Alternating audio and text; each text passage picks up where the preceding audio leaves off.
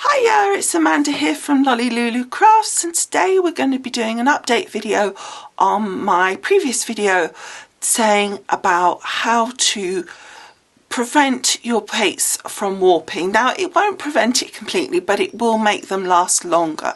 The reason I'm doing an update video is a lot of people didn't look at the video because they thought that it was specific to that machine. So just quickly, for those that might not be familiar with what I mean by warping, basically when you die cut and you put your little sandwich through the machine, it puts pressure down onto the plates in order to obviously press that die into the paper and to create the cut. In doing that, it will bend these plates.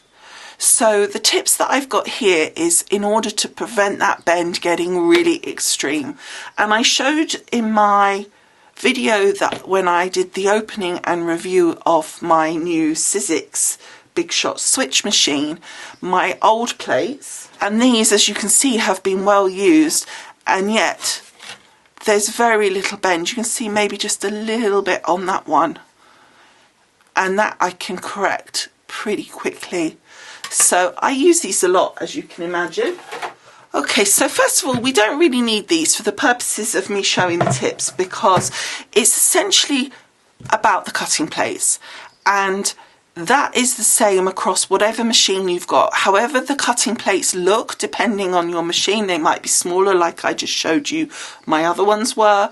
It could be that they're white or whatever, but you will know that you will have two plates that you have to sandwich your die between. There's just two tips that I have that will really help you with regards to your plates not warping.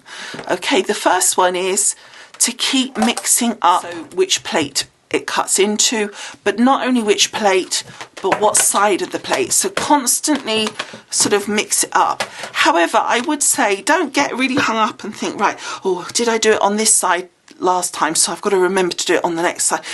It doesn't matter. If you forget, and you saw that one there, I'd obviously done a few where I'd done it the same and it had just started to slightly curve. So next time, you know, I need to just flip that over and make sure I cut so that the curve is on the up, and then the pressure will push that back down again. You would have seen from those other plates that it's cut into on both sides, on both plates.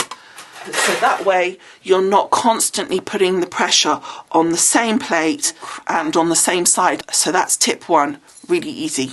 Tip number two, again, a really simple one. Basically, when your plate goes through the machine puts the pressure on, and as it comes to the die, obviously it's thicker because the die is creating the thickness, plus obviously you've got the card underneath the die.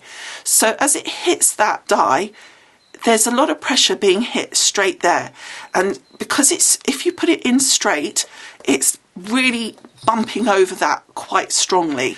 I always think of it like the speed bumps that you have in the road, and when you drive over it with your car, if you hit it head on with both wheels, you really feel that. It really bumps, doesn't it? But if you just very slightly go like that as you drive over, obviously not into the curb, but you know, if you just very slightly tilt the car so the one wheel goes very slightly first, it's not as bumpy.